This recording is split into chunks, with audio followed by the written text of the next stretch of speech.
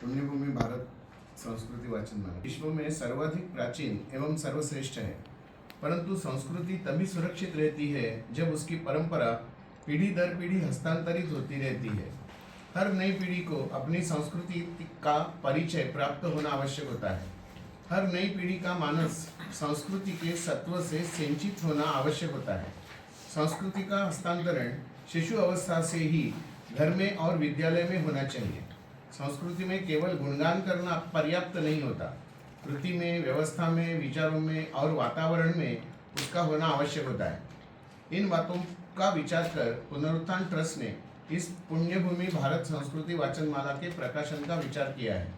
आजकल लोग कहते हैं कि संचार माध्यमों के प्रभाव के कारण से छोटे बड़े सभी की पढ़ने की वृत्ति और प्रवृत्ति बहुत कम रह गई है, परंतु अनुभव और अनुमान कहता है कि अंततोगत्वा पुस्तकों का स्थान अन्य माध्यम नहीं ले सकते। सौंदर्यबोध, कल्पना शक्ति और रसग्रहण के विषय में पुस्तकें सर्वाधिक लाभकारी होती है।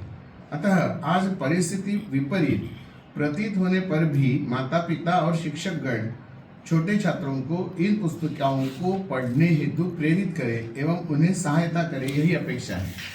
पुस्तिकाओं के विषय देखकर प्रतीत होगा कि न केवल छोटे अपितु बड़े छात्रों के लिए और न केवल छात्रों अपितु उनके माता पिता और आचार्यों के लिए भी यह उपयोगी सिद्ध होगी। वाचनमाला के विषय में आपके सुझाव अवश्य भेजें, यही विनम्र निवेदन है। इति शुभम प्रकाशन। एक कथा क्रमांक 1, गोविंद काका का घर। यह गोविंद काका का घर है। गोविंद काका दर्जी है। गोविंद काका सिलाई मशीन पर कपड़े सिलाते हैं। राधा काकी नीचे जमीन पर आसन बिछाकर बैठी है। राधा काकी तुरपाई करती है, काज करती है, बटन लगाती है। गीता और गौरव कपड़ों को समेट कर रखते हैं। पूरा परिवार कपड़े सिलाता है। पूरे गांव के कपड़े सिलता है।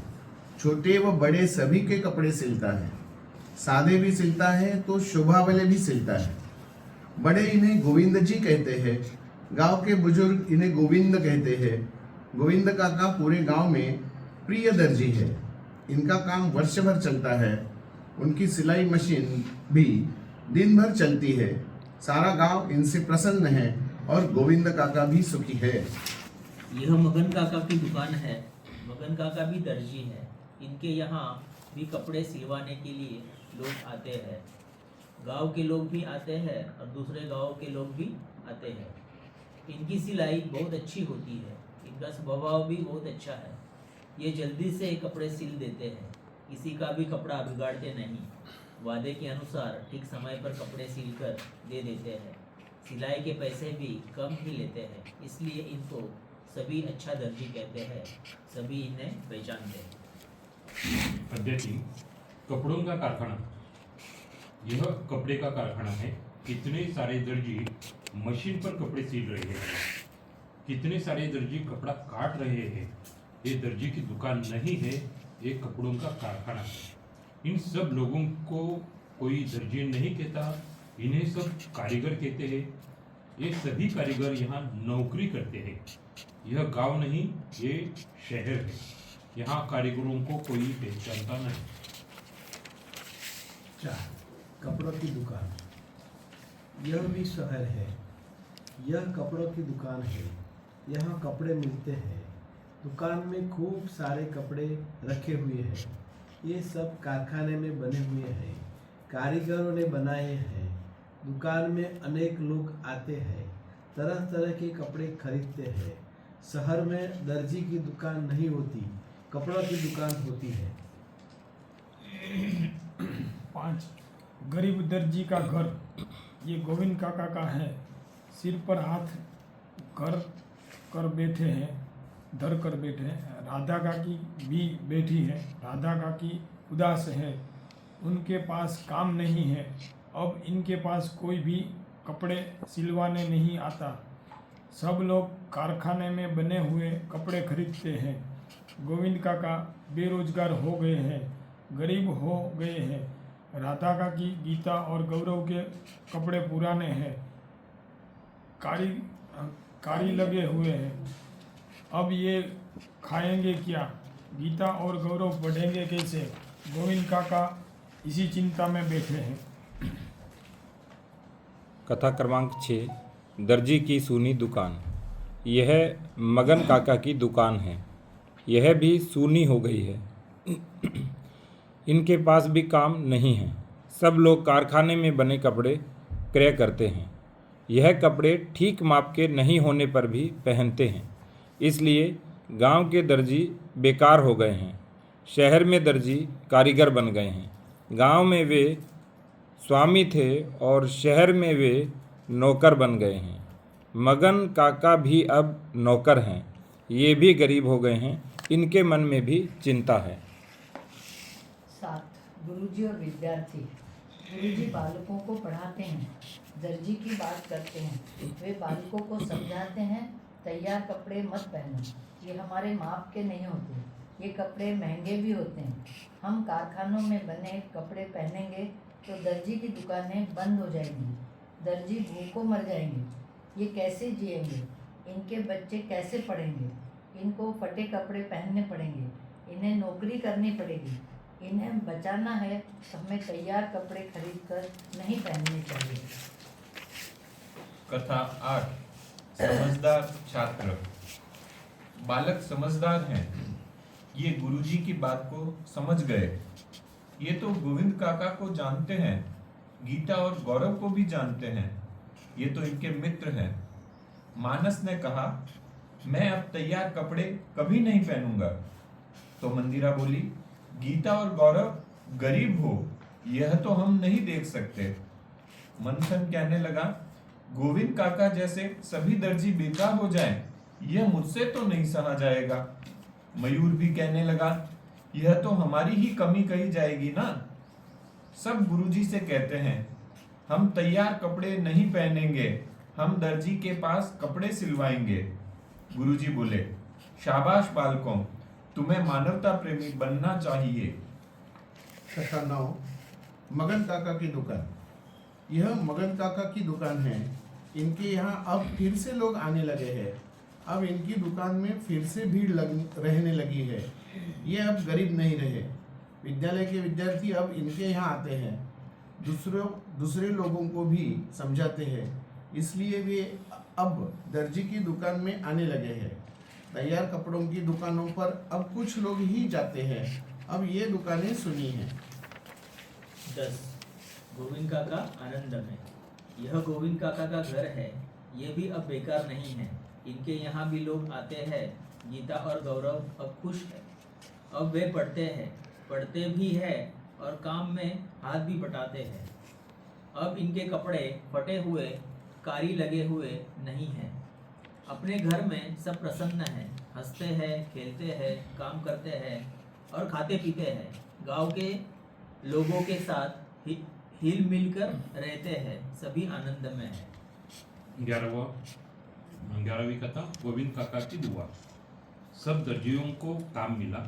दर्जियों की दुकानें हरी भरी हुई। अब दर्जी कारीगर नहीं है, वे अपनी अपनी दुकानों के स्वामी हैं। अपना स्वतंत्र धंधा करते हैं। उनके अपने ग्राहकों के साथ अच्छे संबंध है। वे अपने ग्राहकों की उपेक्षा नहीं करते, अपने ग्राहकों को लूटते भी नहीं। ग्राहकों को भी ये अच्छे लगते हैं। गोविंद काका कहते हैं, भला हो इन गुरुजी का और भला हो इन विद्यार्थियों का। इन्होंने ही सबको समझाया जिससे सब समझे। भगवान सबको ऐसी सद्बुद्धि दे। बालक कारखाना नहीं। बालकों तुम समझ गए ना। हम जो वस्तुएं काम में लेते हैं वे कैसे बनती है जानते हो? कौन बनाता है पता है? नहीं जानते हो तो तुम्हें जानना चाहिए। बूट और चंपल मोची बनाता है, किंतु कारखाना में भी बनते हैं। कपड़े दर्जी सिलता है, किंतु कारखाना में भी तैयार होते हैं। टेबल कुर्सी आदि सुथार बनाता है, किंतु कारखानों में भी बनते हैं। बर्तन भांडा कंसारा बनाता है, किंतु कारखानों में भी बनते हैं। कथा 13वीं। यह हो सकता है। कारखानों में बनी वस्तु काम में लेने से क्या होता है? दर्जी भूखों मरते हैं, सुथार भूखों मरते हैं, बुनकर भूखों मरते हैं, कंसारा भूखों मरते हैं, मोची भूखों मरते हैं। इन सब को गांव छोड़ना पड़ता है, शहर में आना पड़ता है, नौकरी करनी पड़ती है, मजदूरी करनी पड़ती है। ऐसे तो कितने ही धंधे हैं जो बंद हो जाते हैं, ये कैसे होने दें। कथा क्रमांक 14। 100 बात की एक बात। 100 बात की एक बात, कारखानों में बनी वस्तु लेनी नहीं, स्वामी को श्रमिक होने देना नहीं, बड़े कारखानों का मुंह छोड़ो, छोटी दुकानों पर विश्वास करो, पैसों का अपव्यय रोको, देश की समृद्धि बढ़ाओ, देश की स्वतंत्रता बचाओ। का वर्णन किया है। यहाँ जो चित्र जो दिखाया है उस चित्र में भी छोटी छोटी बातों को अच्छी तरह से दर्ज किया है। जैसे पहले सुख वस्तु कुटुंब था, उसके उन्होंने अच्छे कपड़े पहने, गहने भी है उनके गले में, विद्यालय जाते हैं। मगन काका की दुकान में भी अच्छे कपड़े, सिलाए हुए कपड़े भी दिखाते हैं। और कपड़ों का कारखाना जो दिखाया है उस चित्र में भी अनेक कारीगर, उनको कारीगर ऐसा कहा है। वो दर्जी नहीं, वो कारीगर है, नौकर है वो। और बाद में जब कारखाने चालू हो जाते हैं, दर्जी उनकी दुकान बंद पड़ती है, तो उनको उनके कपड़ों में जो कारी लगी, ठिगर लगाई, कारी लगाई गई है, वो मशीन भी बंद है, दुकानें बंद है, और बच्चे भी नाराजी है उनके चेहरों पे, मायूस लगते हैं सब। दूसरा एक वाक्य और उसमें ध्यान देने का है कि वो बाद में वो बोलते हैं ना कि गोविंद काका, मतलब सब गोविंद काका कहते हैं, और यहाँ कारीगर को कोई पहचानता ही नहीं। मैं चित्र की बात कहता हूँ। चित्र में कैसा समझाया गया है वो बात मैं कहता हूँ। और जो गुरुजी है वो भी अच्छी तरह से वो बैठे और सबको एक साथ पढ़ा रहे हैं, और बच्चे भी उनको ध्यान देकर वो सुनते हैं। दूसरे चित्र में भी ऐसे सर्कल में जो वाक्य कहे गए हैं वो भी बहुत अच्छी वाक्य है कि आपस में जो चर्चा है वो चिंतन मनन को दर्शाया है। उनके मनन में, उनके चिंतन में क्या है जो गुरुजी ने सिखाया है, उसके बारे में बाद में उनके मन में क्या क्या विचार आते हैं, तो वो उसको दर्शाया है। बाद में मगन काका की दुकान भी तेजी से चलने लगती है। शोभा वाले वस्त्र भी वहाँ दिखाई देते हैं जैसे कारखानों में बनाए जाते थे। और दूसरा, गोविंद काका के घर में उस दुकान में भी आनंद है। उनके अभी वस्त्र और अच्छे लगे, कारी वाले वस्त्र उन्होंने नहीं पहने हैं। तो गांव का विकास यदि होता है, घर का विकास होता है, तो श्रीमंती भी घर में आती है, ये भी दर्शाया गया है। इस सब में सिर्फ फोटो की बात करता हूँ, चित्र जो दिखते हैं वो। और जो दुआ देने की जो बात है वो भी बहुत अच्छी तरह से बलाहुद्दीन गुरुजी, उनका बलाहुद्दीन विद्यार्थियों का, जिन्होंने गांव को फिर से जिंदा किया है, जो मरा हुआ है। एक घर मर गया तो गांव मर जाता है। यही स्थिति आज भी है। जो माल आ गए हैं तो छोटी छोटी दुकानें जो है वो ऐसे ही मर गई है। तो एक बड़ा संदेश इस चित्रों से दिखाई देता है। तो ये अभी विशफुल थिंकिंग है, अभी हो नहीं रहा है, ऐसा हमको करना है। नहीं, ऐसे इसके प्रयोग तो चल रहे हैं, प्रचार कम होता है, लोग ऐसे गांव में और जागृत हो रहे हैं। देखो, तुलनात्मक अध्ययन करना की दृष्टि बालकों में विकसित हो, उस हिसाब से बड़ा अच्छे से इसको पूरी कहानी को स्थापित किया है। उसके बाद में भूमिका किसको निभानी है? शिक्षक को भूमिका निभानी है, और शिक्षक को जो भूमिका निभानी है और वो समाज में किसके द्वारा प्रस्थापित होगी? वो उस शिक्षक के विद्यार्थियों के द्वारा होगी। और विद्यार्थी भी जिनके बीच में रहते हैं उनकी पूरी चिंता कैसे करते हैं, उनकी परवाह कैसे करते हैं, चाहे वो उनके मित्र हो या समाज में पर्टिकुलर कोई काम करने वाला अवयव हो, कोई ऐसा वर्ग हो। और फिर जो अंतिम अपन इस पे कंक्लूजन वाले तरफ आते हैं, तो कारखाना नहीं, कौन कौन से काम धंधे हैं, उन सब में से कुछ एक दृष्टिकोण विकसित हो। तो उदाहरण के लिए ऐसे 4-5 काम सीधे सीधे बताना कि भाई बूट चप्पल मोची के लिए, टेबल कंसारा, कुर्सी, सुथार। कंसारा, सुथार, ये सारा का सारा बताना। फिर क्या कि नहीं किया तो भूखों मरेंगे, उनके ऊपर अत्याचार हो रहा है या वो दुखी दयनीय स्थिति में आ रहे हैं, तो हम परोक्ष रूप से कहीं जिम्मेदार तो नहीं है इस सारी चीज के लिए। तो ये एक मानवीय दृष्टिकोण भी विकसित होना इसको पढ़ते पढ़ते कि अच्छा मैं ये ले रहा हूँ, गली के किनारे से लिया या वहां से लिया तो इसका तो लाभ मिल रहा है, ये तो सेवा है, काम भी लिया और सेवा भी की है।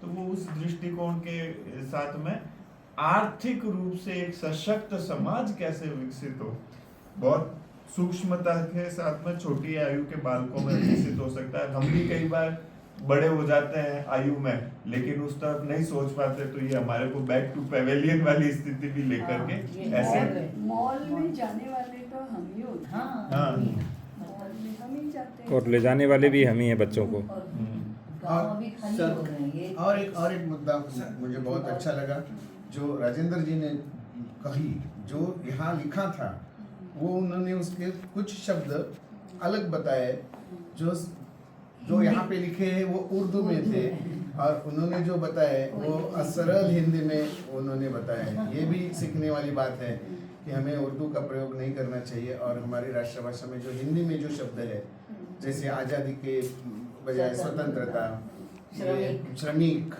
या मजदूर के ये शब्द जो है मालिक ये का भी स्वामी। हमें, हाँ, मालिक का स्वामी किया। आप दोनों शब्दों में अर्थ देखोगे ना, कभी बहुत देखना बड़ा। आज़ादी स्वतंत्रता, बहुत फर्क है, स्वतंत्रता बहुत फर्क आपके अंदर से अनुभूति आएगी। जैसे मजदूर ऐसे लगेगा खर खर की आवाज़ आ रही है, प्रेशर हो रहा है। श्रमिक कहते ही एक यानी हृदय से आ रहा है, ऐसी अनुभूति सही होगी। है, सही है। हर शब्द में देखिए, शब्द- मालिक स्वामी, हम्म, स्वामी में वो होगी एकात्मता वाली अनुभूति आएगी। हम्म। मालिक आते ही वो ऐसा लगेगा कि पैसा हाँ, दिखता है, हाँ, मालिक। मालिक यानी पैसा दिखता है, स्वामी यानी प्रभुत्व दिखता है। और अभी जो ब्रांडेड के पीछे पड़े हैं उसका मैं बताती हूँ, मतलब एमपी का तो बता सकते हैं।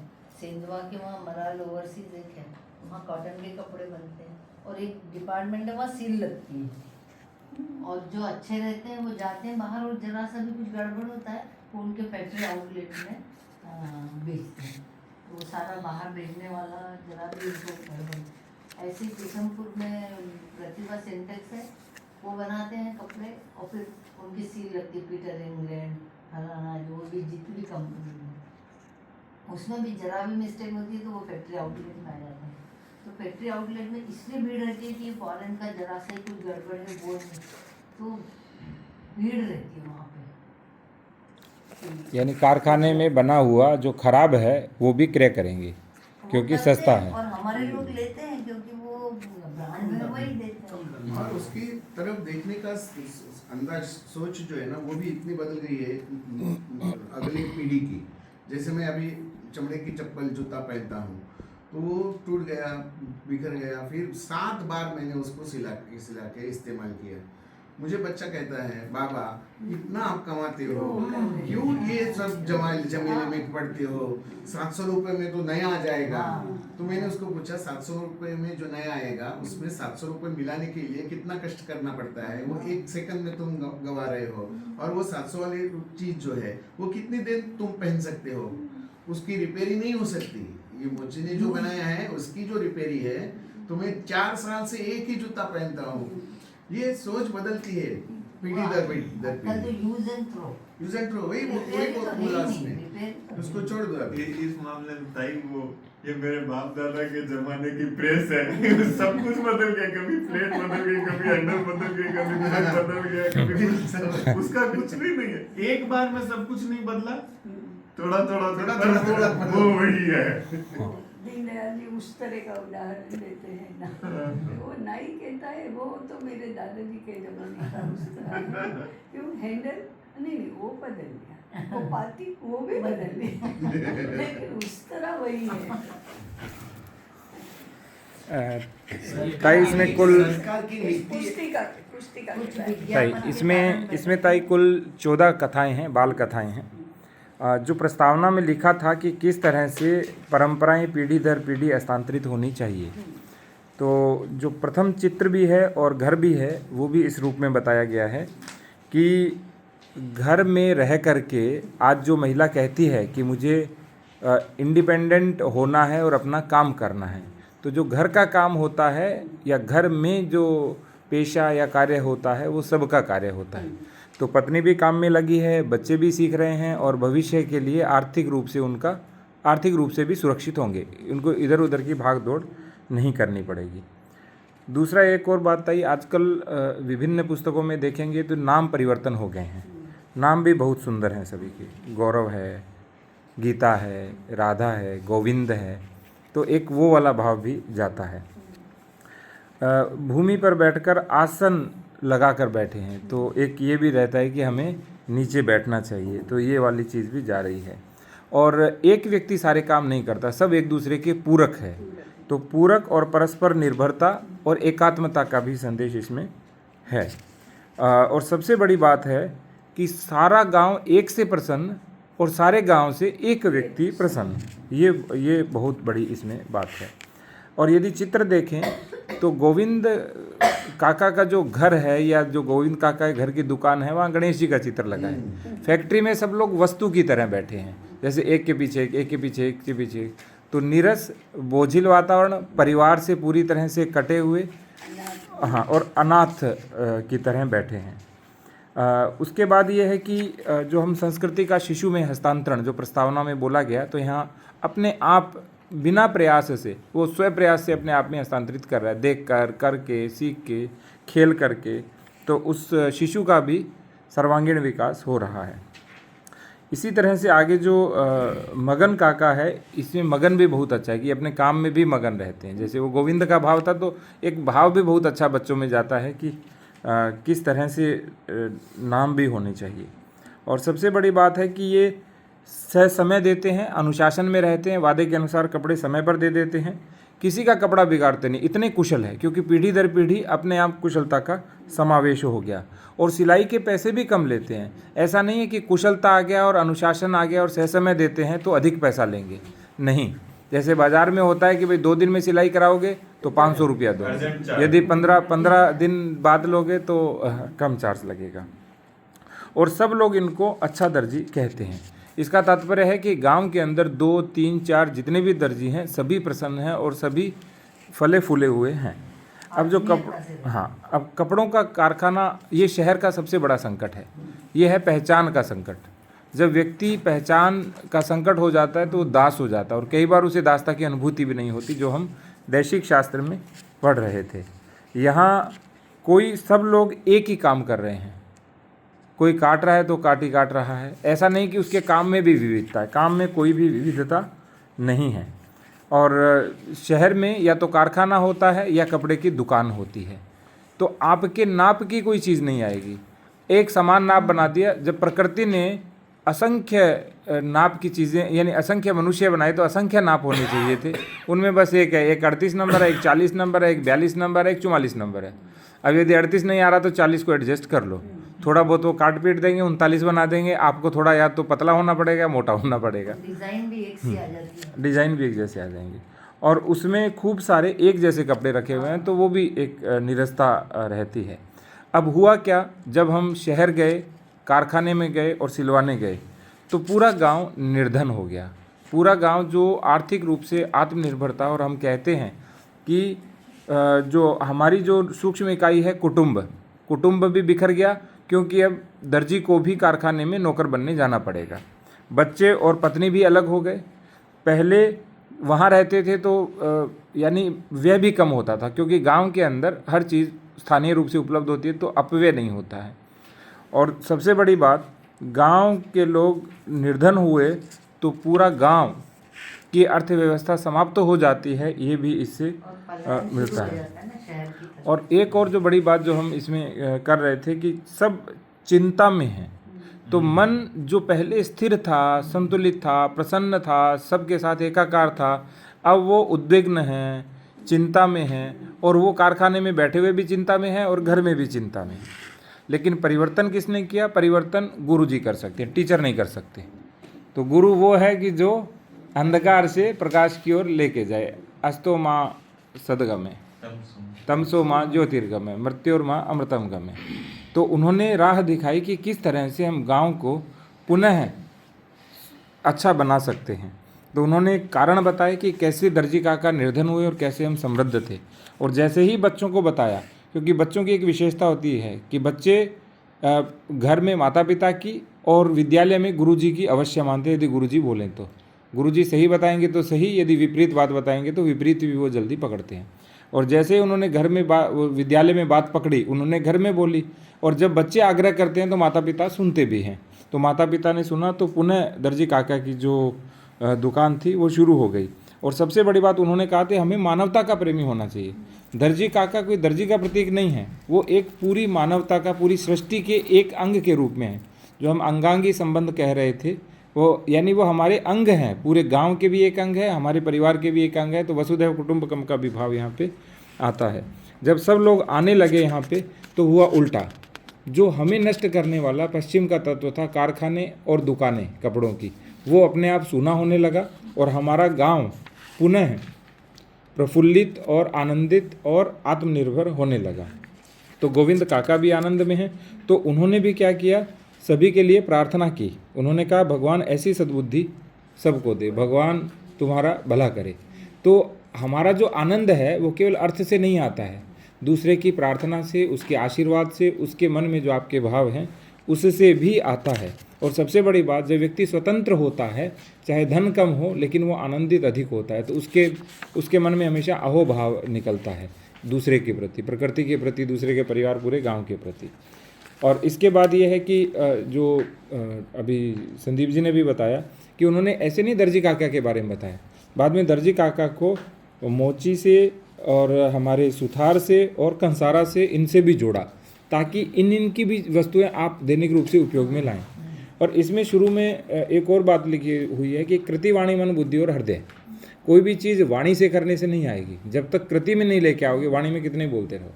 जैसे मैं सोच रहा था कि मैंने कहा अब बिल्कुल क्रय करना बाहर से बंद करेंगे।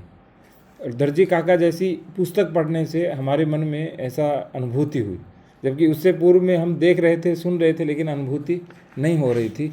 तो किस तरह से बाल कथाएँ बड़ों के मन में भी परिवर्तित कर देती हैं, ये भी है कि छोटी सी कथा लेकिन परिवर्तन बड़ा होता है। और जो हम बात कर रहे थे एकात्मता की थी, एकात्म दर्शन की, तो ये एकात्म दर्शन की आधार पुस्तिका है। यानी कैसे आपने कहा कि शिशु को और बच्चे को कैसे समझाएं, तो ऐसे समझाएंगे, नचिकेता को समझाएंगे तो ऐसे समझाएंगे, लेकिन जब याज्ञवल्क्य और भृगु को समझाएंगे तो कैसे समझाएंगे, वो अलग तरीका है। तो ये हम एक तरह से इसमें तो नचिकेता ही हैं अभी आपके सामने तो और अंत में निष्कर्ष बहुत अच्छा दिया है उन्होंने, दिया है कि 100 बात की एक बात, यानी आप 100 बात मत करिए, केवल एक बात क्या है, वो है कारखानों में बनी वस्तु लेनी ही नहीं है, स्वामी को श्रमिक होने ही नहीं देना है, बड़े कारखानों का मुंह छोड़ देना है, छोटी दुकानों पर विश्वास करना है, पैसों का अपव्यय रोकना है, देश की समृद्धि बढ़ानी है और देश की स्वतंत्रता बचानी है। तो अंत में पूरा निष्कर्ष भी उन्होंने दे दिया है। एक तरह से पुनरुत्थान का पूरा सिद्धांत और व्यवहार का विचार मात्र 10 मिनट के अंदर समेटने का ये अद्भुत प्रयास होता है। और इसके पहले गांव के बुजुर्ग इन्हें गोविंद कहते हैं और गोविंद काका पूरे गांव के प्रिय दर्जी, मतलब इतनी पहचान है। और कपड़ों का कारखाना में उन्होंने लिखा है यहाँ कारीगरों को कोई नहीं पहचानता, मतलब वो गांव में जो विकेंद्रीकरण है, उनके संबंध भी आत्मीय है। हाँ, कि गोविंद जी हैं, गोविंद काका। गांव के बारे में कहते थे ना, एक के घर में प्रवेश करो तो सभी के घर में प्रवेश करके अंतिम घर से निकल सकते थे, तो वो वाला है। और दूसरे अध्याय में जो मगन काका है, उनकी जो कुशलता है, जो अलग अलग गांव से लोग आते हैं और वो समय पर कपड़े दे देते हैं। ये 2 अध्याय होने के बाद तो तीसरा पूरा भी ये केंद्रीकरण ही है, ये और कपड़ों का कारखाना। आत्मीयता रहती है ना, कपड़े लेने जाते हैं, बातचीत आत्मीयता होती है, उनको संबोधन में नजर आ रही है, उसके साथ में रिश्ता ना पाए, काका का, चाचा का संबंध है, बड़ी बात। ये जो आत्मीयता है वो संबंध और संबोधन में आ रही है।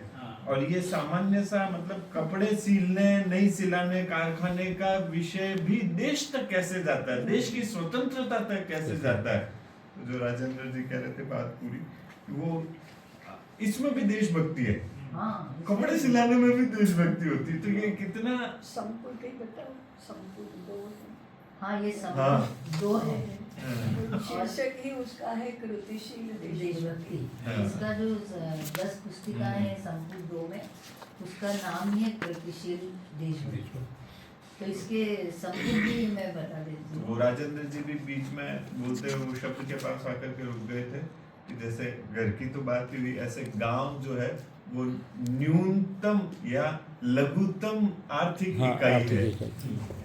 सुवीना जी भी वो बात कहे तो वो वहीं आ रहे थे, लेकिन वो दोनों ही चीजें हैं, कुटुंब और गांव, आर्थिक रूप से ये और इसमें तीनों जो पारिवारिक। चीज़ें हैं ना हमारी, कि सांस्कृतिक इकाई राष्ट्र, तो हाँ। पूरी एक संस्कृति के तत्व को समृद्ध करेंगे, पूरा राष्ट्र समृद्ध होगा। आर्थिक इकाई गांव, और सामाजिक इकाई और सामाजिक इकाई पर कुटुंब। कुटुंब। अनुभूति के तो विषय चल इसमें रहा जो था। ये कृतिशील देशभक्ति है, इसमें 10 पुस्तिकाएं हैं, तो उनके नाम भी मैं बताती हूँ। पोला नहीं, पेस्ट नहीं, मनुष्य के लिए यंत्र, हमारे दर्जी का काम, प्लास्टर की चढ़ चढ़ चढ़, जो भाग 2 है, फिर प्लास्टिक की चढ़ चढ़ 2, फिर जतन करो, फिर व्यर्थ का खर्च टालें, व्यर्थ का खर्च टालें, फिर है देशभक्ति चाहिए, देशद्रोह नहीं, टीवी नहीं टीटी देखो, पेटू बना मोटू। तो ये संपुट भी जो है ना बहुत सोच समझ कर बने हैं और बहुत अच्छे से इनको वो किया हुआ है। जो शीर्षक है उस हिसाब से सारी किताबें हैं। तो ये संपुट 1 है, दैनंदिनी। किताब आप अपनी वोकेबलरी में से सार्वजनिक जीवन में आ जाते हो तो जाति विशेष के आप प्रतिनिधि नहीं रहते। और हुआ भी ये है कि हमारे समाज के जो महान पुरुष हैं, हमने उन्हें जातिगत महान पुरुष बना दिया। बांट दिया। हाँ, तो ये है, ये पर्टिकुलर देवता है, तो ये इसी समाज के, तो वो उसी समाज के उसी जाति विशेष के लिए थोड़ी, वो तो पूरे हिंदू समाज के लिए, पूरे देश के लिए। कलर कोड भी हो गया उनका। हाँ, अभी हम जो बात कर जाति रहे हैं का ना, कलर कोड हो गया। अभी हम लोग जो बात कर रहे हैं उसका मोहन जी का एक भाषण है, वो मैं ताई को भी ढूंढ रही हूँ सुनाने के लिए, वो मिल नहीं रहा। तो उसमें उन्होंने साउथ का एक कोई शहर है, वहाँ पर ये बुनकर थे जो हाथों से बनाते थे, लेकिन बाकी के ऐसे कारखाने पहुँच गए और वो उनका बिजनेस ऐसे ही बंद हो गया और वो इधर उधर छोड़ के उन्हीं कारखानों में नौकरी करने लगे। तो वहाँ के जो दुकानदार थे उन्होंने कहा कि अभी तक अपने पास बहुत लोग आते थे, क्यों आते थे, तो वो उनका हाथ का कपड़ा बुना हुआ खरीदने आते थे, अब आना बंद हो गया। तो उन्होंने कहा हम इनको पैसा देंगे सब मिलके, क्योंकि वो लोग आएंगे, हमारी भी बिक्री होती थी। तो उन व्यापारियों ने पैसा इकट्ठा किया और उन बुनकरों को सबको पैसा दिया और बिना ब्याज के दिया, और जब लौटाना है तब लौटाना किया। तो उनको इतनी मदद मिली कि उनका वो फिर से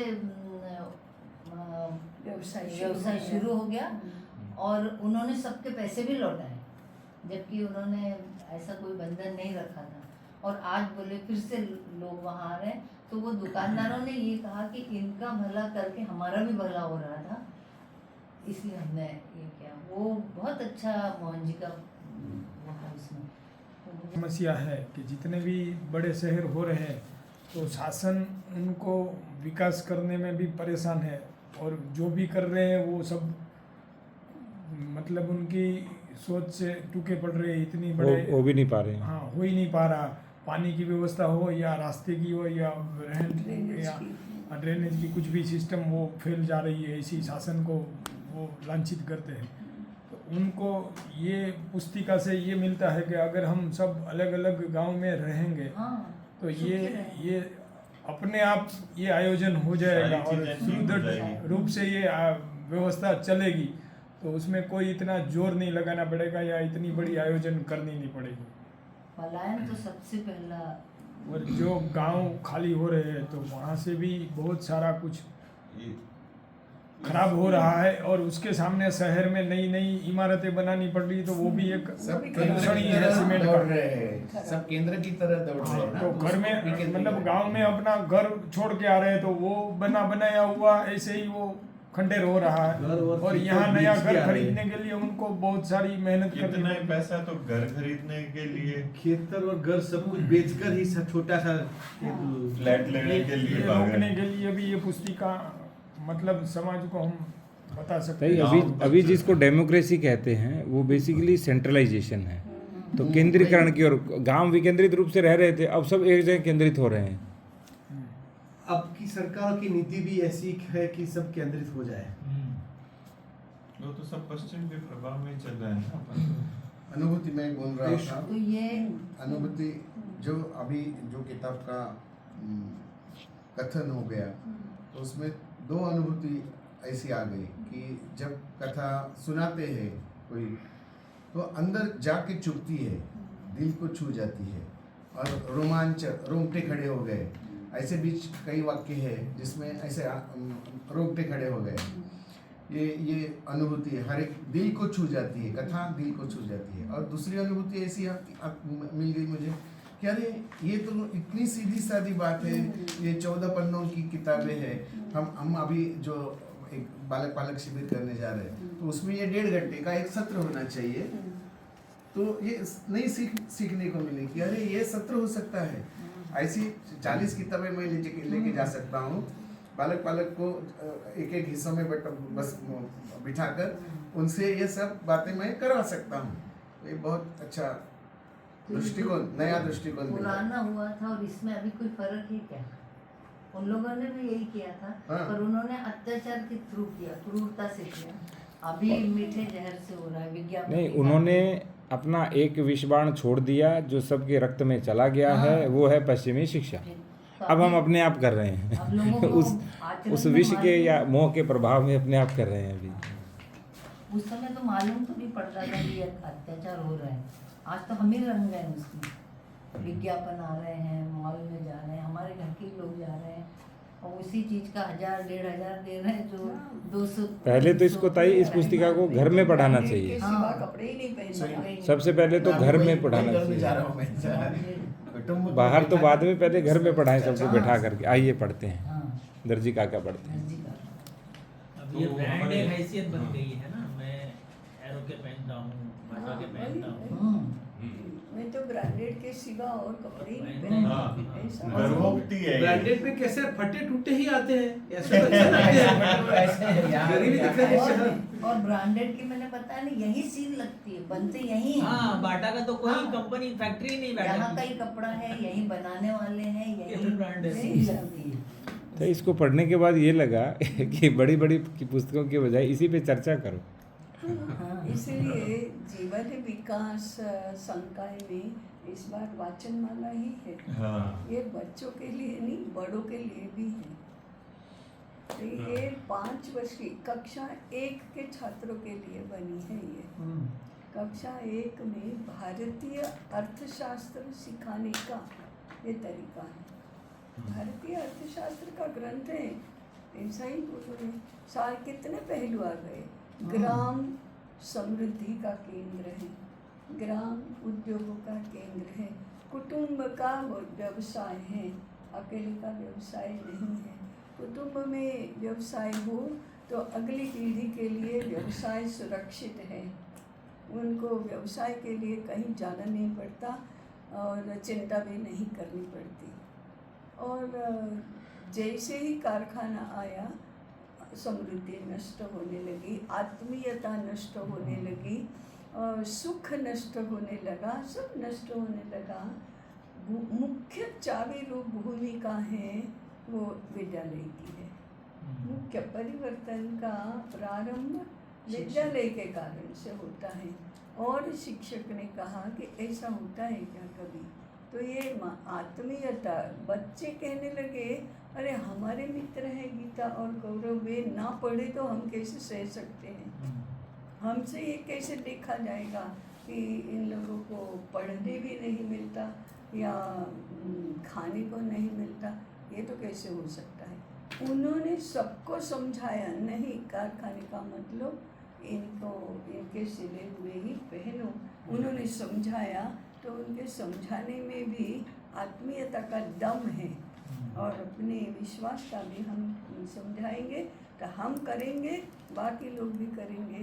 तो विद्यालय का ये जो काम है ये है कि परिवर्तन होगा तो विद्यालयों के माध्यम से होगा। परिवर्तन होगा तो शिक्षा के माध्यम से होगा, परिवर्तन होगा तो बाल वय से होगा। अभी तो पढ़ना सीख रहे हैं और वे ये पढ़ते हैं, वे अर्थशास्त्र समझ कर नहीं पढ़ रहे हैं, परंतु ये अर्थशास्त्र है, अर्थव्यवस्था है, भारतीय अर्थव्यवस्था है, ग्राम केंद्रीय अर्थव्यवस्था है और इसमें देश की समृद्धि है। बड़े बड़े उपनिषद के वाक्य हुए ये सब। सही। हाँ, ये बहुत बड़े सिद्धांत है, बहुत बड़े सिद्धांत हैं और उसके मूल में हमारे मित्र पढ़ने नहीं आएंगे तो हमसे कैसे सहा जाएगा, हम कैसे सह सकते हैं। वो उसका कृति का स्रोत तो वही है कि हम कैसे सह सकते हैं, या चाहे कुछ हो हम यहीं से सिलाने चाहिए कपड़े। और जो दर्जी की है वही स्थिति, बढ़ई की है वही स्थिति, कंसारा की है, सबकी स्थिति तो यही है। ये सारे अर्थशास्त्र उत्पादन और कारीगरी के आधार पर देश का अर्थतंत्र खड़ा होता है, अर्थव्यवस्था खड़ी होती है। ये ग्रामीण अर्थव्यवस्था नहीं है, ये भारतीय अर्थव्यवस्था है जिसमें समृद्धि का केंद्र ग्राम है और केवल आर्थिक समृद्धि का नहीं, संस्कृति का यानी आत्मीयता का केंद्र भी वही है, वही गांव है। इसलिए ग्राम कुटुंब, ग्राम कुल है ये।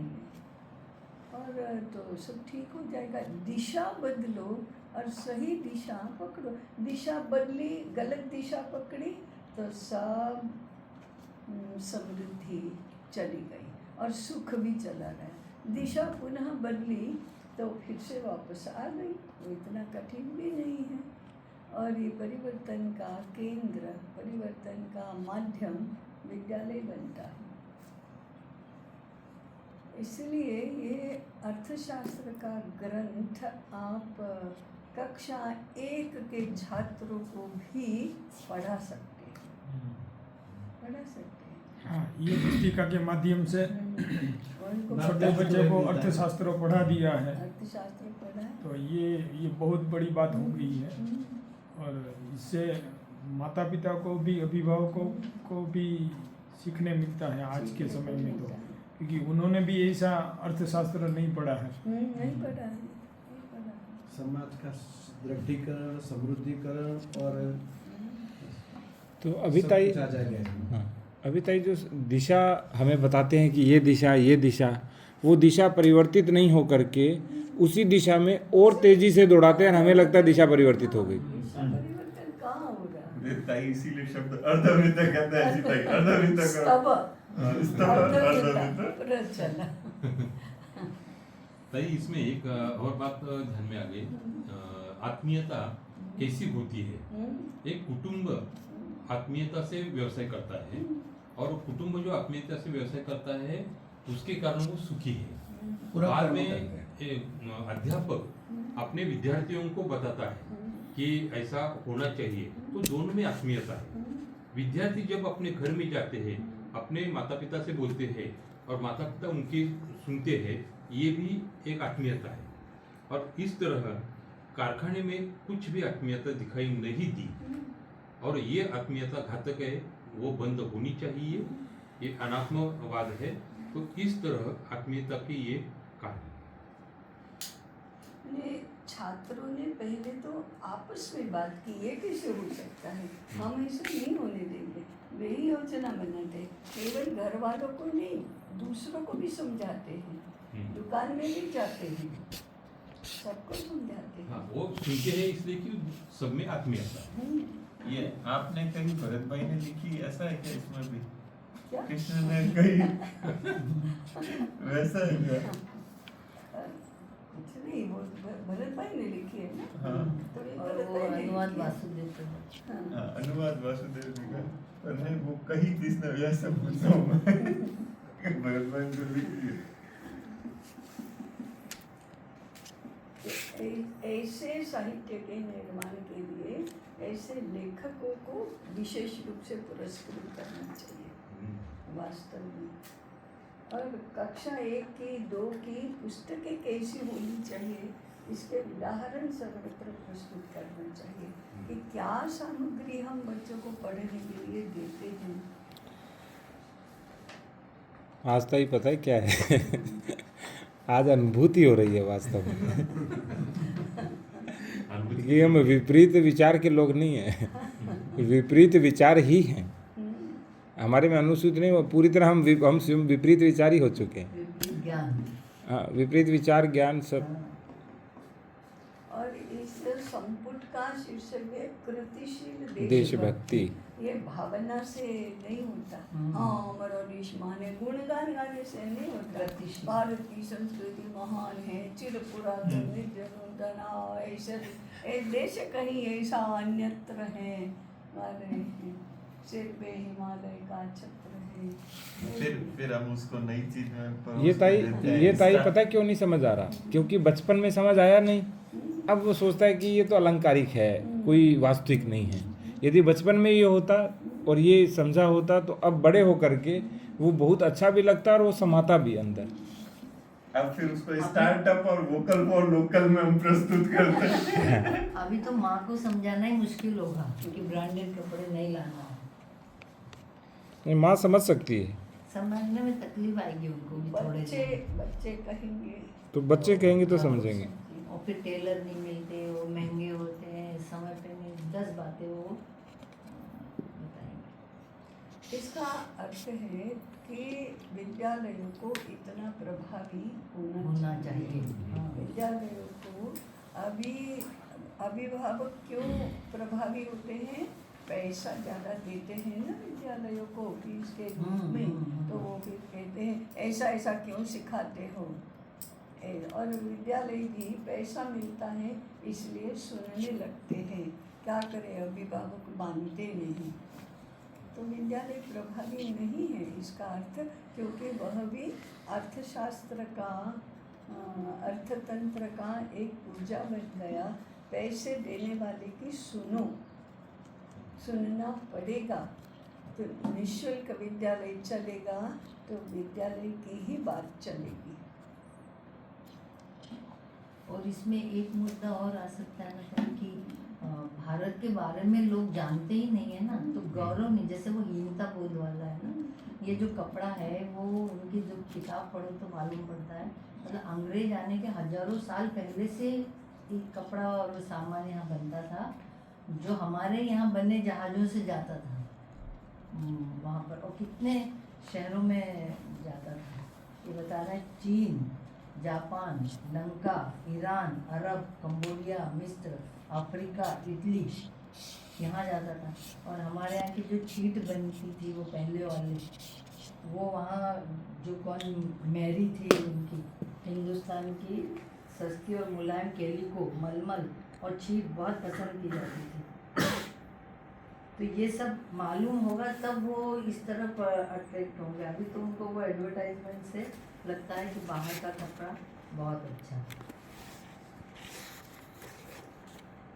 मल्लिका मैरी अपने पति के साथ यहाँ आई 1688 में, और भारत के रंगीन कपड़े उन्हें बहुत पसंद आए और उन्होंने अपने स्तर के हर अंग्रेज में उनको कपड़ों को फैलाया। और 17वीं शताब्दी के अंत में बहुत बड़ी तादाद में हिंदुस्तान की सस्ती और मुलायम कैलिको, मलमल, चीट बहुत पसंद की जाती थी, और वहाँ पर लोगों को खतरा हो गया। और सूरत रिचर्ड नामक, अमेरिका जैसा उन्होंने टैरिफ बढ़ा दिया। हाँ, रिचर्ड नामक अंग्रेज ने लिखा कि जो कपड़ा सूरत से विलायत भेजा जाता था वह अत्यंत निष्ठुर अत्याचारों द्वारा वसूल किया जाता था। जुलाहों को उनकी इच्छा के विरुद्ध कंपनी से काम का ठेका लेने और उस ठेके के अनुसार काम कर देने के लिए मजबूर किया जाता था। पुर्तगाल, अरब के घटिया सामान को हमसे ज़्यादा पैसा दिया जाता था।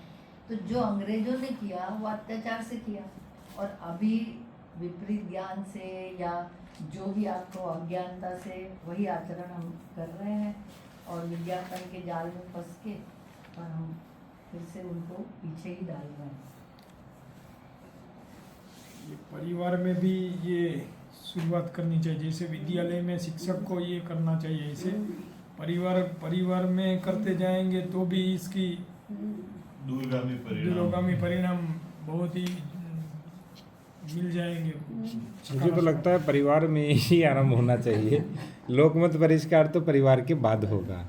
प्रथम परिवार, फिर लोकमत परिष्कार, फिर आएगा और इसको माध्यम बनेगा विद्यालय। पहले हमारे मैंने शहरनुमा गांव होते थे, टाउन जिनको बोलते थे, वहाँ भी दिवाली के समय में घर में दर्जी बैठा है, 4 दिन 5 दिन 7 दिन पूरे वर्षों भर के पूरे परिवार के कपड़े सिल कर देता है। ऐसा तो प्रचलन बहुत था। दिवाली हो गया, विवाह हो गया, विवाह के समय भी ऐसे ही दर्जी घर में विवाह के बैठते थे। समय भी दर्जी घर में बैठते थे। तो ये तो मुझे भी याद आ गया, हमारे आए थे वो 4-5 दिन बैठने के लिए विवाह में मामा जी। पूरे परिवार के कपड़े भूल ही गया था, मेरा आज स्मरण आया है। नहीं, ये अभी तक मेरे घर में चलता था।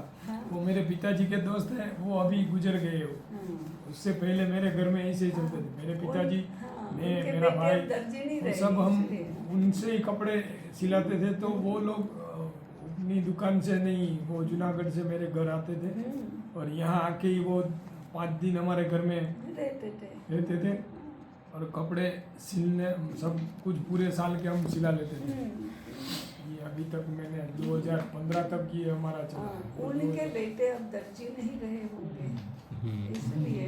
ताई एक और बात है, मुझे लग रहा है कि हमारी भी दिशा बहुत सही नहीं है दूसरों को समझाने में। इसको समझने के बाद मुझे लगा, क्योंकि सरल सादी और सहज बात को हम सरल सादे और सहज तरीके से समझाएं पहले। जिनके अंदर पूरी तरह पश्चिम समाया हुआ है उसको निकालने के लिए ये नहीं है कि 1 गिलास पूरा पानी भरा है तो उसमें 1 गिलास और उड़ेल लो। अब उसमें जगह तो एक ही बूंद की है, हम 1 गिलास उड़ेल रहे हैं तो सारा पानी बाहर गिर जा रहा है। अब हमें 1 बूंद उसमें डालनी है, ठीक है, ताकि उतनी बूंद उसमें भरे, फिर 1 बूंद उसकी खाली करनी है। तो ये जो है प्रयास, ये बूंद बूंद खाली करके बूंद बूंद भरने का प्रयास है। तो इससे जब हमको इतने अच्छे से समझ आ रहा है तो उनको भी इतनी अच्छे से समझ आएगा। पर वो आएगा तब जो आप स्वयं पालना करेंगे। अब स्वयं दर्जी के सिलाए हुए वस्त्र नहीं पहनेंगे और उनको समझाएंगे तो फिर उनको भी समझ नहीं आएगा। आर्थिक समृद्धि का आधार क्या होता है? तो यही होता है। आर्थिक समृद्धि भी इसी से होती है। इसलिए दैशिक शास्त्र में भी कहा है कि देश को अच्छा बनाना है तो शिक्षा, अर्थव्यवस्था, राज्य व्यवस्था, समाज व्यवस्था, यही सब ठीक होनी चाहिए। और अर्थव्यवस्था ठीक होनी है तो यही सारी बातें होनी चाहिए। समृद्धि के मूल आधार तो यही है। अभी यहाँ पे जो कास्ट है वो हमारे वाली ज्ञाति या वर्ण बन जाएगा। जाति, पहले तो जाति, व्यवसाय से जाति होती है।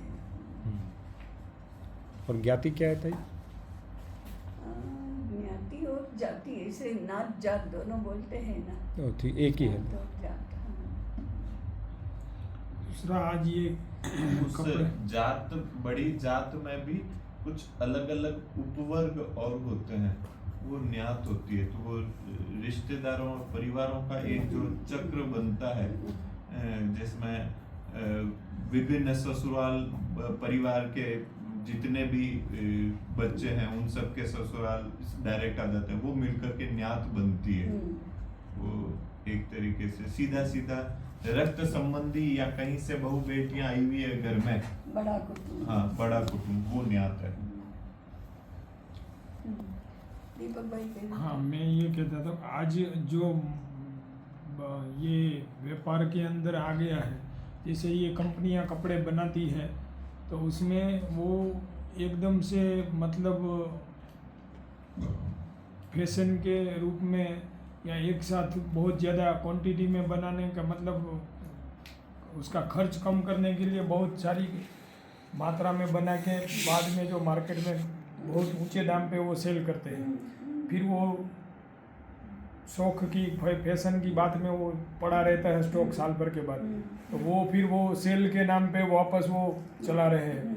तो उसमें भी ये एक तरफ से ग्राहकों को लूटने का ही अभी काम शुरू हो गया है और लोग अभी उसमें मतलब जो कपड़ा 100 रुपये में या मतलब 500 रुपये में 1000 रुपये में बनने वाला वो 5000 में आज बिक्री हुआ ब्रांड नाम से, फिर वापस वो सेल के नाम से वो 3500 में सेल हो रहा। तो ये नफाखोरी भी बहुत बढ़ गई है इसके हिसाब से।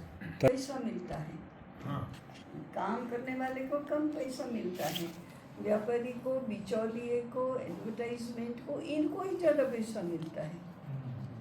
मैंने जो अनप्रोडक्टिव इकोनॉमी बोलते हैं ना, हाँ। उत्पादन का अर्थशास्त्र नहीं है ये, अनुत्पादक अर्थशास्त्र।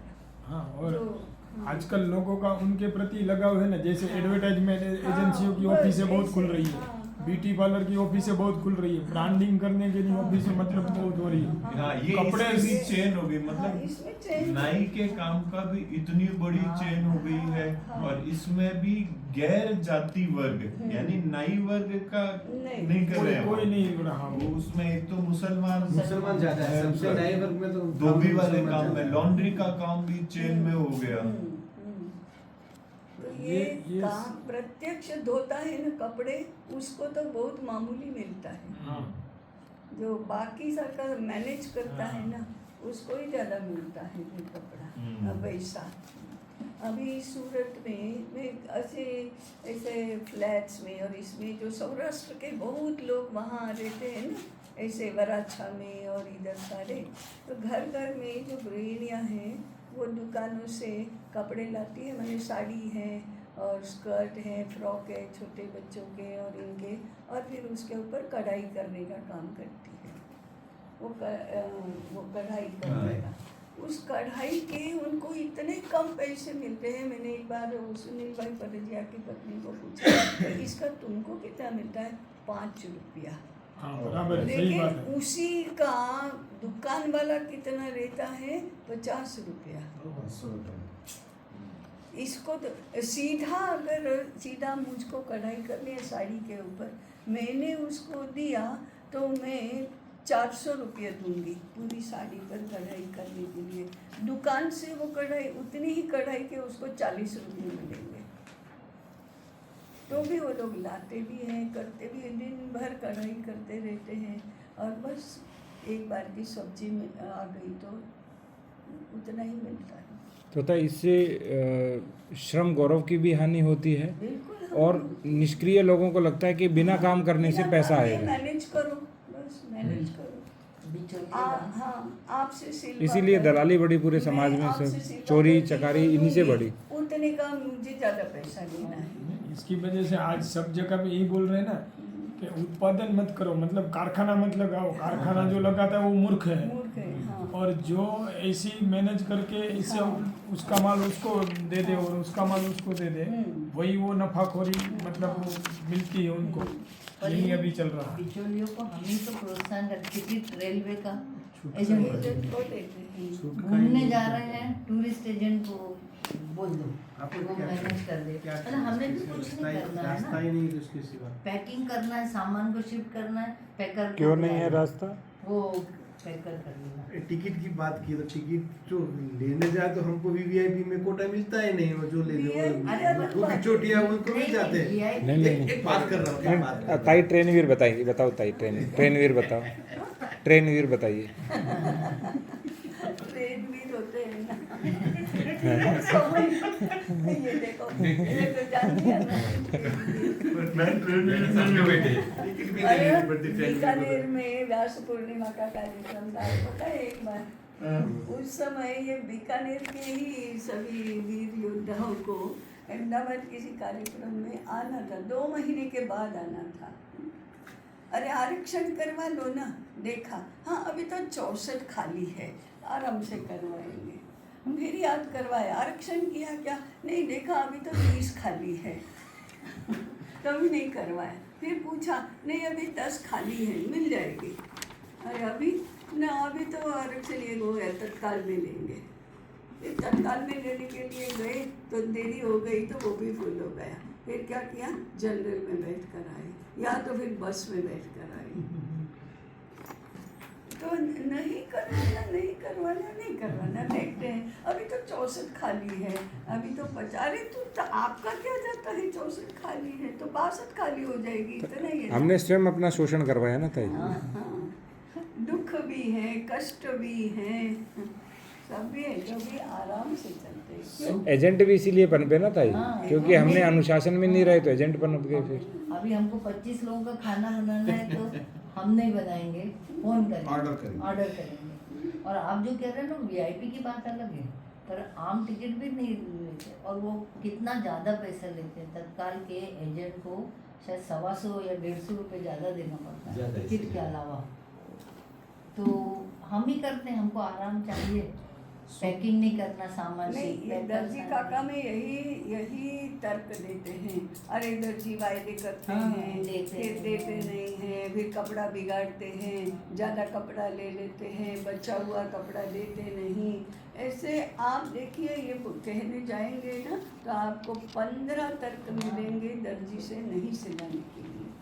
मिलते नहीं आजकल दर्जी, आजकल मुझे लगता है PhD कर माप रही है, सब ये काम सीखते नहीं नहीं करवाना है उनसे। नहीं, माप सीते नहीं है, अच्छा सीते नहीं है, अरे कपड़ा खराब करते हैं, 1000 प्रकार के बहाने बनाए, कपड़ा बदल देते हैं। कपड़ा बदल हाँ, ये भी है। एक नया ये तो वो गेहूं पीसने देते हैं ना, उसके लिए हमारे घर वाले काम में लेते हैं, तो गेहूं बदल देते हैं वो। आप महंगे ऑर्गेनिक लेकर के आते हो 45-50 रुपए वाले, वो 20 रुपए वाले सरकारी से बदल देंगे। सुख के पीछे भागते भागते हमने आनंद को गवा दिया है। गवा दिया है। हाँ, तो ये मुझे- रामचंद्र जी समापन करेंगे, कुछ कह रहे थे। नहीं, दर्जी काका की कहानी से कितना सखोल ज्ञान हुआ, ये मैं बात कर रहा था। ये बात छोटी सी और संदेश तो बड़ा निकला है और गांव-गांव तक जाना चाहिए। अभी दामले गुरुजी ने जो बताया, तो उनके लिए मराठी का एक पुस्तिका मेरे पास है, मैं आपको जेरॉक्स निकाल के भेज देता हूँ।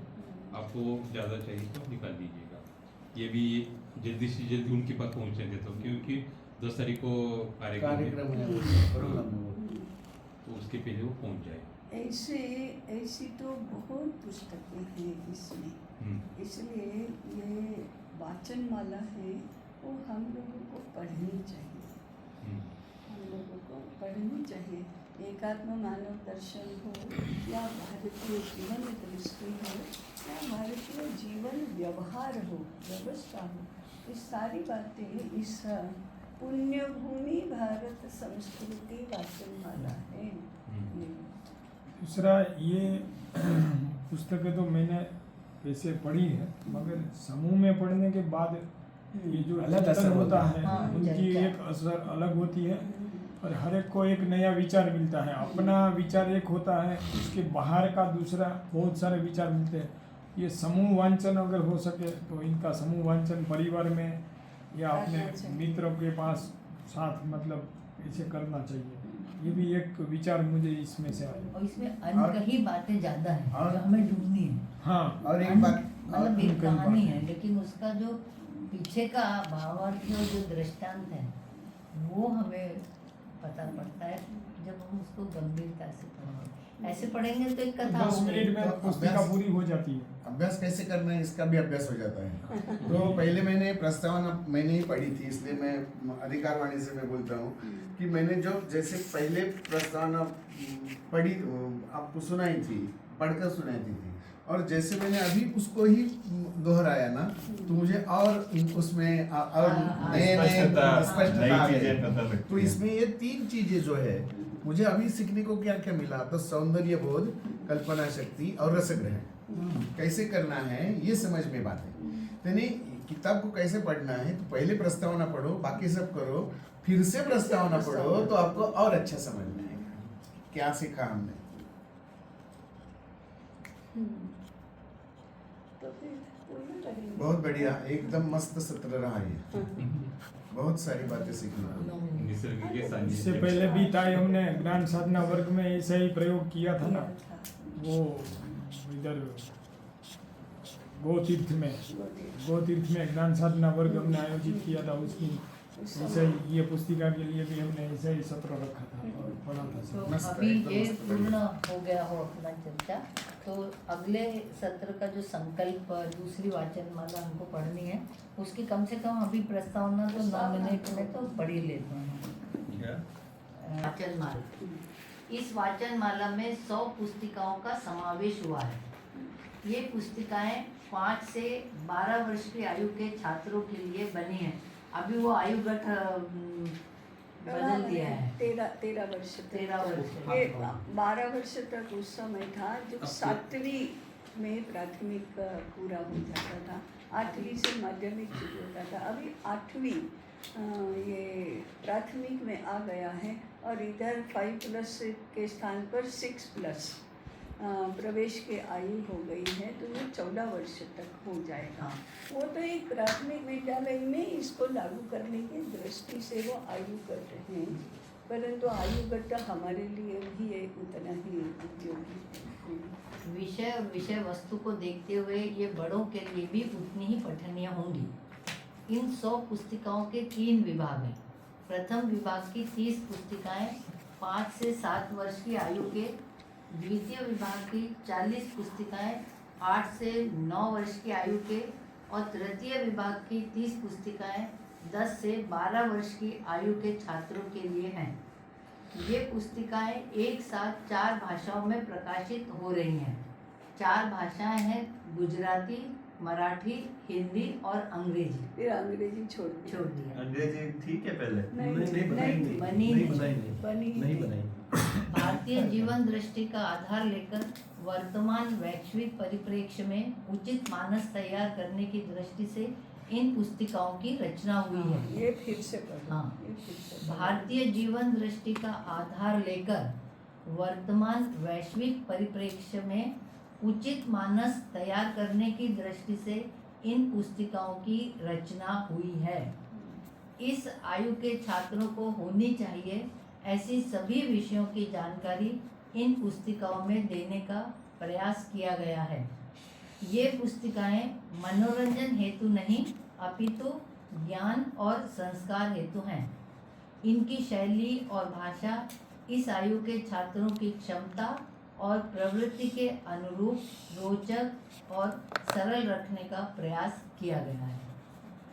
ये पुण्यभूमि भारत संस्कृति वाचनमाला का उद्देश्य है और इसके 10 विषय भी हाँ, ये इसमें कहीं नहीं लिखा है। तो 10 विषय भी बताते हैं।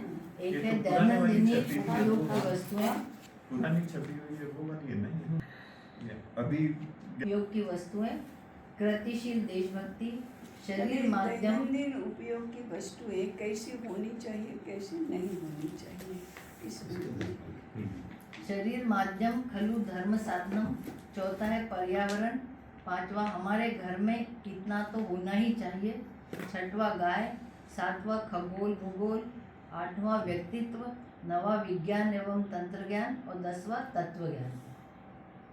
ये जो है ना वो पूरा एकात्म मानव या समग्र विकास की शब्दावली है। शरीर प्राण मन बुद्धि चित्त आत्मा व्यष्टि समष्टि सृष्टि परमेष्टि, इसी को लेकर 10 पुस्तिकाएं हैं। तत्व ज्ञान ये की तत्व ये तो ज्ञान का पिंडी ही तत्व पुस्तिका ब्रह्मांडे। और ये चक्रियता, खगोल का, हाँ, हम्म, पंचांग की समझ आज हमारे बड़े लोगों के पास भी नहीं है। पंचांग का मतलब 5 अंग वो भी नहीं मालूम है। संकल्प हम पढ़ेंगे ना, ये 7वां संपुट है। खगोल भूगोल का है। खगोल भूगोल का ये है अपने पास संकल्प। पंचांग। संकल्प हम अग्निहोत्र के समय को बोलते हैं, वही है। हाँ। अद्य ब्रह्मणो द्वितीय परादे विष्णुपदे श्री श्वेतवाराह कल्पे, यही है। GPR इज लोकेशन ही है। कहाँ तुम्हें आना है? हाँ, वही है, वही है। GPR is जम्मू location में है, या भरत ब्रह्मांड खंड में है। कहाँ आना है, हाँ, यहाँ आना है। यहाँ आना है। सारी शक्ति को आकर्षण को एक जगह पे केंद्रीभूत करना। बहुत बड़ा विषय है। बहुत बड़ा विषय है। वो तीसरे वर्ग के लिए है, माने 6, 7, 8 कक्षा के लिए, और ये पहली और दूसरी कक्षा के लिए हमारे दर्जी का।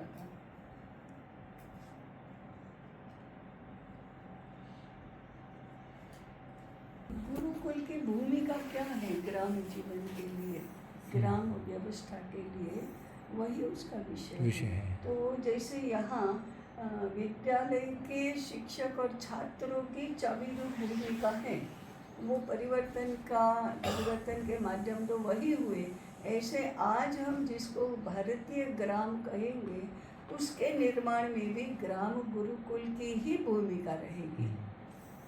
तभी वो होगा, नहीं तो होगा भी नहीं। गुरुकुल के बिना आज जितना भी हम ग्रामीण विकास और ग्राम रचना और जो भी कहेंगे वो नहीं होने वाला है। इतने कन्विक्शन के साथ, इतनी श्रद्धा के साथ हमको गुरुकुल के बारे में विचार करना होगा। तो ताई ग्राम गुरुकुल इसीलिए थे, एक ग्राम में एक गुरुकुल, वो सबको ज्ञान देता था और पूरा गांव उसका पोषण करता था। हाँ, लेकिन ग्राम गुरुकुल सभी प्रकार की व्यवस्थाओं के लिए मार्गदर्शक केंद्र था। हाँ, एक गांव में एक ही गुरुकुल था ऐसा नहीं था। एक गांव में अनेक गुरुकुल, अनेक विषयों के गुरुकुल भी रहते थे। वो जो गुरुकुल है ना, हम 19वीं शताब्दी की बात कर रहे हैं, वो गुरुकुल की संकल्पना भी समय समय पर देश काल परिस्थिति के अनुसार बदलती जाती है। मूल बात ये है कि शिक्षा ही किसी भी प्रकार की व्यवस्था का सूत्र संचालन करने वाला तंत्र है। हो गया। धर्मपाल जी ने जो कहा है ना कि 5 लाख विद्यालय थे और हर ग्राम में एक विद्यालय कम से कम था, और ग्राम यदि थोड़ा बड़ा था तो जैसे कह रहे हैं कि 1 से अधिक भी गुरुकुल होते थे। वे गुरुकुल भी अंग्रेजों ने लिखा हुआ ही वो होता था। हाँ, अंग्रेजों ने ये सब जो सर्वेक्षण किया है वो है। उनको गुरुकुल किसको कहते हैं वो तो पता नहीं, वो स्कूल ही कहते हैं। ये स्कूल भी ब्रिटिशों की शिक्षा व्यवस्था के बाद के ही ये सारे हैं। गुरुकुल ब्रिटिशों की शिक्षा व्यवस्था का सूत्रपात 1773 में हो गया। तब से लेकर 1857 में 3 यूनिवर्सिटीज़ की स्थापना हुई ईस्ट इंडिया कंपनी में ही। तब तक का जो ब्रिटिशों का शिक्षा में जो फैलाव है उसका परिणाम गांवों के विद्यालयों पर भी होने ही लगा था।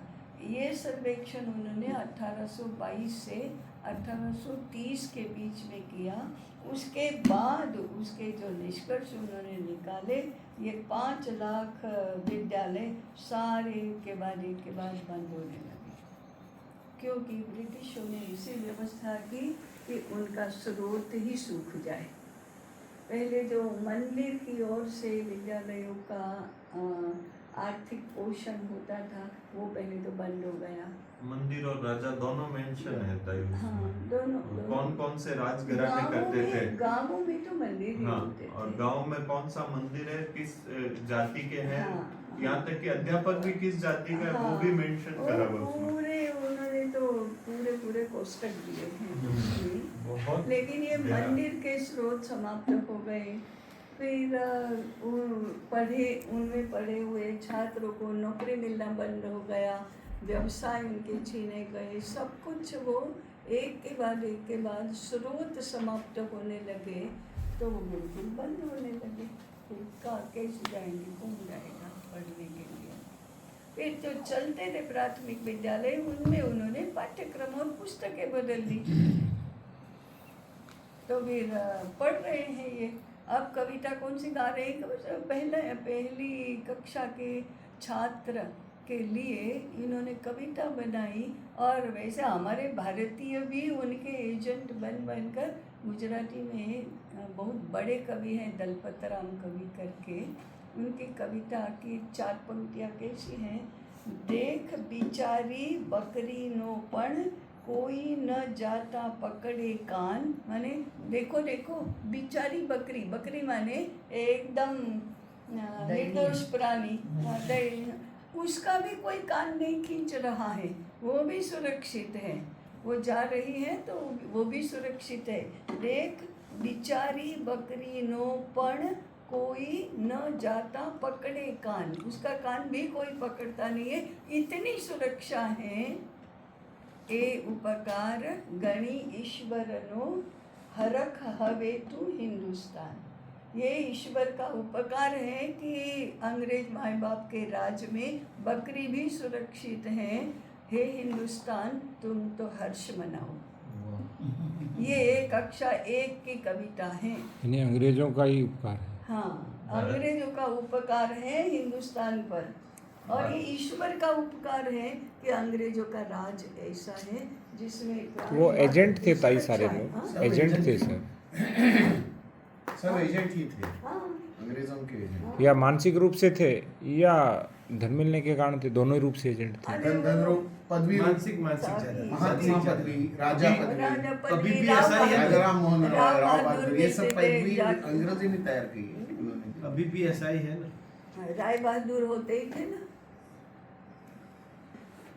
मुझे अभी वो अभ्यास वर्ग याद आ रहा है जहाँ धर्मपाल जी भी थे, राजू दीक्षित भी थे, और ऐसी ही चर्चा हो रही थी, और उसमें मैं भी था।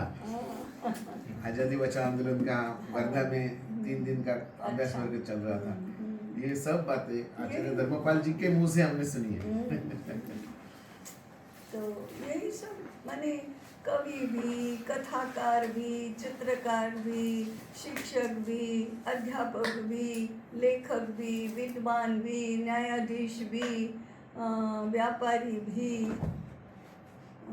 बैरिस्टर भी, माने वकील भी, डॉक्टर भी, सब यही भाषा बोल रहे हैं, यही पाठ्य पुस्तकें बन रही हैं। ऐसे ऐसे पाठ हैं, ऐसे ऐसे कविताएं रोज ही हैं, करते और वो हैं। आते जाते गुनगुनाते रहते हैं, मंच पर प्रस्तुत करते हैं, लोग सुन रहे हैं, तो अंदर उतरता है।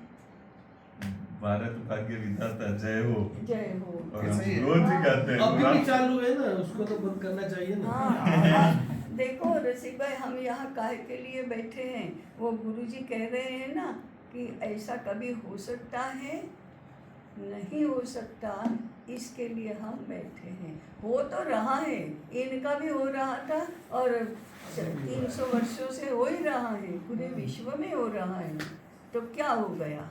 हो रहा है तो चलिए समय हो गया है, चलो। 1 बजे